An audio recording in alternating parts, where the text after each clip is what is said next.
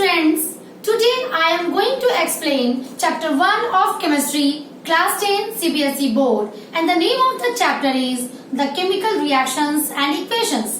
इस पूरे चैप्टर में हम लोग पढ़ेंगे कि केमिकल रिएक्शन होता क्या है, इसके कितने टाइप्स होते हैं और उन सारे टाइप्स का एक्सप्लेनेशन किया जाएगा. Now let's start. सबसे पहले तो हम लोगों को ये जानना है कि केमिकल रिएक्शन होता क्या है. The process by which new substances with new properties are formed. Junior classes में आप लोगों ने पढ़ा होगा फिजिकल एंड केमिकल चेंजेस. ये जो केमिकल चेंजेस हम लोगों ने पढ़ा था वही होता है केमिकल रिएक्शन, जिसमें कोई एक नया सब्सटेंस बनता है. इसमें दो या दो से ज्यादा सब्सटेंस या तो आपस में जुड़ते हैं और मिल करके कोई नया सब्सटेंस बना सकते हैं. ये किसकी संख्या कितनी भी हो सकती है. हो सकता है कि कभी कोई एक कंपाउंड है W और वो ब्रेकअप हो जाए किसी और Z में एंड Y में एंड सो ऑन. तो इस तरह से एक नई प्रॉपर्टी का नया सब्सटेंसेस अगर बन जाए या एक बने या बहुत सारा बने, इस पूरे प्रोसेस को हम लोग कहते हैं केमिकल रिएक्शन. इसमें जो भी सब्सटेंस भाग लेते हैं, इट मीन्स कि जो आपके लेफ्ट हैंड साइड में होते हैं वो ने हम लोग कहते हैं रिएक्टेंट्स, यानी द सब्सटेंस और substances which takes part in a chemical reaction. और इस रिएक्शन के बाद जो भी बनता है उसे हम लोग कहते हैं प्रोडक्ट. इट मीन्स सब्सटेंस और substances which are form after a chemical reaction. और रिएक्टेंट को लेफ्ट हैंड साइड में लिखा जाता है, प्रोडक्ट को राइट हैंड साइड में लिखा जाता है और इन दोनों के बीच में एरो डाला जाता है. ना इसका डिटेल हम लोग पढ़ेंगे. NCERT में एक एक्सपेरिमेंट बताया गया है केमिकल रिएक्शन को शो करने के लिए और जिससे एग्जाम्स में क्वेश्चन भी आते हैं. एक मैग्नीशियम का बना हुआ रिबन मिलता है मार्केट में. उसे सबसे पहले सैंड पेपर से रब किया जाता है और फिर उसे बर्न किया जाता है. इसे बर्न करने के बाद नीचे व्हाइट कलर का डस्टी सब्सटेंस बनता है जिसकी प्रॉपर्टी मैग्नीशियम से बिल्कुल अलग होती है. जब केमिकल एनालिसिस किया गया तो this is magnesium and when it burn in the presence of oxygen it form magnesium oxide, जिसकी प्रॉपर्टी मैग्नीशियम से अलग होती है. तो इसमें ये सवाल पूछे जाते हैं कि why the magnesium ribbon is rubbed before burning. इसका आंसर होगा it is so to remove the layer of basic magnesium oxide on magnesium ribbon. Magnesium ribbon जो मार्केट में मिलते हैं इसके ऊपर एक मैग्नीशियम ऑक्साइड का लेयर बन गया होता है कोरोजन के कारण, और जिसे क्लीन करने के लिए सैंड पेपर से उसे रब किया जाता है so that reaction takes place readily और इजिली. नाउ उसके बाद नेक्स्ट टॉपिक हम लोगों को पढ़ना है कैरेक्टरिस्टिक ऑफ केमिकल रिएक्शंस. इससे बहुत ज्यादा एग्जाम्स में क्वेश्चन नहीं आते हैं परंतु फिर भी पढ़ना है. मैं एक्सप्लेन करती हूँ इसे. Characteristic of chemical reaction, it means कि रिएक्शन हो रहा है. ये हमें कैसे पता चलेगा कि रिएक्शन हो रहा है. इसके लिए कुछ दिए गए एग्जांपल, जैसे इवोल्यूशन ऑफ गैस. मान लिया दो चीज को डाला और कुछ गैस निकलने लगा, बबल्स निकलने लगे या कोई गैस निकलने लगा, इट मीन्स कि कुछ हुआ, इट मीन्स रिएक्शन हुआ. या चेंज इन टेम्परेचर, हो सकता है किसी दो चीज को मिलाया अचानक से वो चीज ठंडा हो जाए या वो चीज गर्म हो जाए. इट मीन्स उसमें हीट या तो कंज्यूम हो जाए या तो हीट इवॉल्व हो जाए. तो चेंज इन टेम्परेचर अगर होगा तो हम लोगों को पता चल जाएगा कि केमिकल रिएक्शन हुआ. Third one is formation of precipitate. What is precipitate exactly? Precipitate is the insoluble product. Precipitate insoluble product होते हैं. It means मान लिया कि पोटेशियम आयोडाइड और लीड नाइट्रेट को हम लोगों ने मिलाया, दोनों सॉल्यूशन के फॉर्म में है. अचानक से क्या हुआ कि पोटेशियम नाइट्रेट ये तो हमारा सॉल्यूशन रहा बट उस सॉल्यूशन में कुछ येलो कलर का नीचे बैठ गया. बिल्कुल उसी प्रकार से जिस तरह से पानी में अगर मिट्टी डालोगे तो नीचे बैठ जाएगा. तो this is known as precipitate. ये इनसॉल्युबल होता है, इट मीन्स ये सॉलिड होता है. तो अगर प्रेसिपिटेट बन गया इट मीन्स कि रिएक्शन हुआ है. चेंज इन कलर, हो सकता है किसी दो चीज को मिलाने से कलर में चेंज आ जाए अचानक से. जैसे इसका एक एग्जांपल दिया हुआ है पोटेशियम परमैंगनेट जिसका कलर पर्पल होता है. इसमें जब ड्रॉप वाइज हम लोग साइट्रिक एसिड डालते हैं तो उसका कलर फेड हो जाता है, वो कलरलेस हो जाता है। It means change in colour shows that something happened, chemical reaction हुआ। The fifth one is change in state. State में भी चेंजेस हो जाते हैं, जैसे हाइड्रोजन ये गैस होता है, ऑक्सीजन ये भी गैस होता है, लेकिन जब इन दोनों के बीच में रिएक्शंस होते हैं तो बनता है water which is liquid. It means state of elements और कंपाउंड में भी चेंजेस होते हैं केमिकल रिएक्शन में। तो इस तरह से हम लोग इस टॉपिक में पढ़े हैं कि किस तरह से पता चलता है कि कोई केमिकल रिएक्शन हुआ या नहीं। नाउ हम लोगों का नेक्स्ट टॉपिक है केमिकल इक्वेशन। केमिकल इक्वेशन क्या होता है? अगर हम लोग केमिकल रिएक्शन की बात करें तो मान लिया कि अगर मैं एक रिएक्शन कहूं कि magnesium react with oxygen to form magnesium oxide, ये हम लोगों को स्टोरी की तरह लिखना होता है। साइंटिस्ट लोगों ने क्या किया कि इन पूरे रिएक्शन को लिखा in the form of symbols, symbols of elements, symbols of compound, symbols of molecules. इन सारे चीज को यूज करके उन्होंने शॉर्ट हैंड रिप्रेजेंटेशन दिया केमिकल रिएक्शन का। And the short hand representation of a chemical reaction is known as chemical equation. जैसे अभी मैंने जो रिएक्शन कहा कि magnesium react with oxygen to form magnesium oxide, तो इसे देखिए मैंने मैग्नीशियम और ऑक्सीजन दोनों का सिंबल लिखा है और मैग्नीशियम ऑक्साइड मॉलिक्यूलर फॉर्मूला लिखा है। तो इस तरह से मैंने सिंबल्स एंड मॉलिक्यूलर फॉर्मूला को यूज करके पूरे एक केमिकल रिएक्शन को लिखा है। तो इसे ही हम लोग कहते हैं केमिकल इक्वेशन। ये केमिकल इक्वेशन दो प्रकार के होते हैं, balanced chemical equation and unbalanced chemical equation. Balanced chemical equation it means equation in which number of each elements are equal in reactant and product side, and unbalanced जिसमें कि equal नहीं होते हैं। As for example, मैंने ये equation लिखा है magnesium react with oxygen to form magnesium oxide. अब हम लोग इसमें देखेंगे कि हर एक एलिमेंट की संख्या रिएक्टेंट और प्रोडक्ट दोनों साइड में इक्वल है या नहीं। चलिए देखते हैं।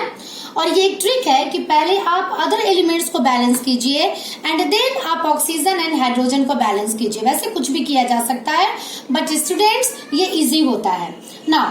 मैग्नीशियम की संख्या यहाँ कितनी है? 1, इधर 1, no doubt magnesium is balance. चलिए बहुत अच्छी बात है। ऑक्सीजन को अब हम लोग देखेंगे, ऑक्सीजन यहाँ पर कितना है? 2, बट प्रोडक्ट के साइड में ऑक्सीजन कितना है? 1। We have to equalize oxygen. Now, तो कोई स्टूडेंट क्या करेगा? यहाँ पे 2 लिख देगा। नहीं, हम लोग इधर 2 नहीं लिख सकते हैं। क्यों? Because it alter the molecular formula, और हम लोगों ने मॉलिक्यूलर फॉर्मूला पढ़ रखा है। मॉलिक्यूलर फॉर्मूला की क्या क्वालिटी होती है, क्यों लिखा जाता है, वैलेंसी क्या होती है, ये सब हम लोगों ने 9th क्लास में पढ़ रखा है और मैंने बेसिक कॉन्सेप्ट ऑफ केमिस्ट्री में भी दिया था आप लोगों को। इसीलिए कभी भी कोई भी नंबर, किसी भी डिजिट को हम लोग अंदर इस तरह से बीच में या किसी भी एलिमेंट के राइट हैंड साइड में नहीं लिख सकते हैं। क्लियर? तो ऑक्सीजन यहाँ 2 है तो इसको बैलेंस करने के लिए हम लोग आगे 2 लगा देंगे। तो अब हमारा ऑक्सीजन इधर भी 2 हो गया और यहाँ तो 2 है ही। अब रहा फिर से मैग्नीशियम को देख लिया जाए। मैग्नीशियम इधर तो 2 हो गया क्योंकि आगे जो 2 लिखाया वो इन दोनों के लिए हो गया। तब इधर हम लोग मैग्नीशियम क्या ऐसे लिख दिया जाए? नहीं, ये हमारा रॉन्ग मेथड हो जाएगा। तो ये मैग्नीशियम के आगे 2 लगा देंगे। अब मैग्नीशियम राइट हैंड साइड में भी 2, लेफ्ट हैंड साइड में भी 2, ऑक्सीजन राइट हैंड साइड में भी 2 और लेफ्ट हैंड साइड में भी 2, यानी रिएक्टेंट एंड प्रोडक्ट दोनों तरफ हमारा ये हर एक एलिमेंट इक्वल हो गया। तो पहले जो इक्वेशन था वो अनबैलेंस्ड था जहां इसकी संख्या इक्वल नहीं थी, लेकिन अब ये बैलेंस हो गया। हम लोग बैलेंस करते हैं to fill the law of conservation of mass. ये आपने 9th क्लास में पढ़ा था। ये क्वेश्चन 1 मार्क्स में आते हैं कि क्यों हम लोग बैलेंस करते हैं, to fulfil the law of conservation of mass. चलिए मैं एक और इक्वेशन बताती हूँ, उसके बाद आप सारे इक्वेशंस जो मैंने नोट्स में डाल रखे हैं उस इक्वेशन को लिखिएगा और उसे बैलेंस कीजिएगा। आयरन यहाँ कितना है? इस साइड रिएक्टेंट के साइड 1, इधर 3। चलिए इधर 3 लगा दिए। नो डाउट आयरन हमारा रिएक्टेंट के साइड भी 3 और प्रोडक्ट के साइड भी 3। Second one is oxygen. Oxygen की संख्या इधर कितनी है रिएक्टेंट के साइड 1, बट इधर है हमारे रिएक्टेंट प्रोडक्ट के साइड 4। अच्छा चलिए देखते हैं और क्या किया जा सकता है। हाइड्रोजन हमारा बैलेंस्ड है, तो इस पूरे को बैलेंस्ड करने के लिए, ऑक्सीजन को बैलेंस करने के लिए यहाँ हम लोगों ने 4 लगा दिया। अब फिर से मिला लिया जाए, इसे हीट एंड ट्रायल मेथड कहते हैं। आयरन की संख्या 3, इधर भी 3, वेरी गुड। ऑक्सीजन इधर 4, इधर 4, वेरी गुड। हाइड्रोजन, अब देखिए अगर यहाँ आगे में कोई नंबर लिखा हुआ है और इसके नीचे कोई डिजिट लिखा हुआ है, इन दोनों को मल्टीप्लाई करेंगे तो यहाँ पर हाइड्रोजन हो गया 8, बट इधर है हमारा 2। इसे बैलेंस करने के लिए हम लोग इधर भी 4 लगा देते हैं। Now it become the balanced chemical equation. इस तरह से मैंने जितना भी अपने नोट्स में इक्वेशंस लिखा है वो आप लोग लिखिएगा और उसे बैलेंस कीजिएगा। नाउ हम लोगों का नेक्स्ट टॉपिक है how to make chemical equation more informative. हम लोगों ने ये जान लिया कि केमिकल इक्वेशन किसे कहते हैं और उसे कैसे लिखा जाता है, कैसे बैलेंस किया जाता है। बट कुछ स्पेशल कंडीशंस होते हैं कि जिसे केमिकल इक्वेशंस में पुट अप करना जरूरी होता है। इट मीन्स कि आपका केमिकल इक्वेशन ऐसा होना चाहिए जिसे देखकर उस केमिकल रिएक्शन के बारे में ईच एंड एवरीथिंग का पता लगाया जा सके। तो ये मैं पहले बता चुकी हूँ कि रिएक्टेंट किधर लिखते हैं लेफ्ट हैंड साइड और प्रोडक्ट किधर लिखते हैं राइट हैंड साइड। दोनों के बीच में एरो होता है। जितने भी रिएक्टेंट्स होते हैं उन्हें प्लस से ऐड करते हैं और जितने भी प्रोडक्ट्स होते हैं उन्हें भी प्लस के द्वारा ऐड किया जाता है। अब उसमें और उसे बैलेंस किया जाता है। अब उसमें और भी कुछ हम लोग मटेरियल्स डालेंगे ताकि वो और इंफॉर्मेटिव हो जाए। इसमें सबसे पहला पॉइंट है show the state of substances. Students आप डरिए नहीं, क्योंकि जो इक्वेशंस बनाने के लिए दिए जाते हैं एग्जाम्स में या रिएक्शंस लिखने के लिए दिए जाते हैं वो जनरली उसमें उसके फिजिकल स्टेट्स लिखे होते हैं, कौन सॉलिड है, कौन लिक्विड है, कौन एक्वस एंड सो ऑन। लेकिन अगर नहीं भी लिखा हुआ हो तो यहाँ पर मैंने कुछ क्लूज, कुछ ट्रिक्स डाले हैं कि आप कैसे पहचानिएगा कि कौन सॉलिड है, कौन लिक्विड है, कौन गैस है। पहले तो हम लोग ये देखेंगे कि सॉलिड है तो क्या, मान लिया कि कोई सब्सटेंस है ए और अगर उसका फिजिकल स्टेट है सॉलिड तो उसके बगल में ब्रैकेट के अंदर हम लोग स्मॉल एस लिखेंगे बिल्कुल इस प्रकार से। इससे ये पता चल जाएगा कि जो सब्सटेंस ए है वह सॉलिड है। मान लीजिए कि अगर क्वेश्चंस में नहीं दिए हुए हैं तो जितने भी मेटल्स होते हैं वो सॉलिड होंगे, जो भी प्रेसिपिटेट होते हैं आप उनके बगल में एस लिख दीजिएगा। जो मेटल ऑक्साइड है उसके बगल में एस लिखाएगा, मेटल कार्बोनेट है उसके बगल में एस लिखाएगा। ये सारा मैंने अपने नोट्स में डाल रखा है। सेकंड वन, अगर कोई लिक्विड है, अगर कोई एलिमेंट या कोई कंपाउंड है लिक्विड के फॉर्म में, उसके बगल में ब्रैकेट में हम लोग स्मॉल एल लिखेंगे इस प्रकार से। जैसे वाटर रहे तो एल लिख देंगे और अगर कोई मोल्टेन मेटल लिखा हुआ रहे तो एल लिख देंगे। थर्ड वन इज गैस, अगर कोई सब्सटेंस गैस है तो उसके बगल में ब्रैकेट में स्मॉल जी लिख देंगे। जैसे जो भी हमारा नन मेटल्स होता है, chlorine, bromine, iodine, oxygen, so on, hydrochloric acid हो गया, अमोनिया हो गया, नन मेटालिक ऑक्साइड, ये सारे गैसियस फॉर्म में जनरली पाए जाते हैं अगर इक्वेशंस में कुछ स्पेशल ना लिखा हो तो। The fourth one is aqueous. Aqueous का मतलब होता है पानी में घुला हुआ। तो अगर ऐसा लिखा रहे कि मान लिया कि कोई सॉल्ट है जो कि सॉल्यूशन बनाए हुए है पानी में, तो उसके बगल में हम लोग AQ ब्रैकेट के अंदर लिखेंगे। The second point is heat changes को हम लोग कैसे शो करेंगे केमिकल इक्वेशन में। 2 प्रकार के रिएक्शंस होते हैं हीट चेंज के हिसाब से। पहला एक्सोथर्मिक। एक्सोथर्मिक इट मीन्स वैसा रिएक्शन जिसमें हीट निकलता हो, और दूसरा होता है एंडोथर्मिक, वैसा रिएक्शन जिसमें हीट कंज्यूम होता हो। तो अगर किसी रिएक्शन में ऐसा हो रहा हो कि एनर्जी निकल रही है, जैसे हम लोगों ने बायो में रेस्पिरेशन पढ़ा था, उसमें हम लोग क्या करेंगे, प्रोडक्ट के साइड में प्रोडक्ट के साथ प्लस देके एनर्जी लिख देंगे। जैसे रेस्पिरेशन में हमने ATP लिखा था। Second one is endothermic reaction, अगर किसी भी रिएक्शन में हीट कंज्यूम हो रहा हो, जैसे फोटोसिंथेसिस में वो सनलाइट को कंज्यूम कर रहा था, तो एरो के ऊपर हम लोग एंडोथर्मिक रिएक्शन में हीट लिखेंगे। कभी कभी एरो के ऊपर में हीट की जगह एक स्मॉल ट्रायंगल भी बना दिया जाता है। नाउ सी पॉइंट, कुछ स्पेशल कंडीशंस होते हैं जो केमिकल इक्वेशंस में लिखने के लिए जरूरी होते हैं।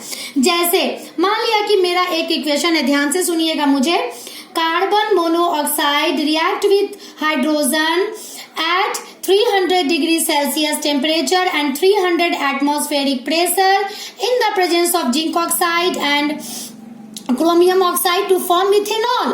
अगर ये पूरा हमारा इक्वेशन दिया है, इसमें ये टेम्परेचर, प्रेशर और ये जो भी हमारा कैटलिस्ट है वो भाग तो नहीं ले रहा है रिएक्शन में, यानी वो प्रोडक्ट तो नहीं बना रहा है, परंतु इस रिएक्शन के लिए ये कंडीशन होना जरूरी है। तो जो भी स्पेशल कंडीशंस होते हैं उसे हम इस तरह से एरो के ऊपर डालते हैं। देखिए मैंने कैसे लिखा है, कार्बन मोनोऑक्साइड ये नॉन मेटालिक ऑक्साइड है, इसलिए गैस होगा, इसलिए इसे गैस लिखा है मैंने। हाइड्रोजन ये गैस है जो कि नॉन मेटल है। जो भी स्पेशल कंडीशन थे उसे मैंने एरो के ऊपर या नीचे कहीं पर भी आप लिख दो, और जो भी हमारा प्रोडक्ट है वो प्रोडक्ट वाले साइड में लिखा गया। एक एग्जांपल जिससे आप लोग बखूबी परिचित हैं वो है फोटोसिंथेसिस का। इसमें देखिए this is gas, this is also, this is liquid and this is in the form of solid and this is in the form of gas. और देखिए स्पेशल कंडीशन हमारा क्या था फोटोसिंथेसिस का, सनलाइट क्लोरोफिल, वो मैंने एरो के ऊपर लिख रखा है। तो इस प्रकार से केमिकल इक्वेशन को हम लोग मोर इंफॉर्मेटिव बनाते हैं। तो आज के इस वीडियो में इतना ही। नेक्स्ट वीडियो में इसी चैप्टर के नेक्स्ट टॉपिक के साथ मैं मिलती हूँ आप लोगों से। Till then bye.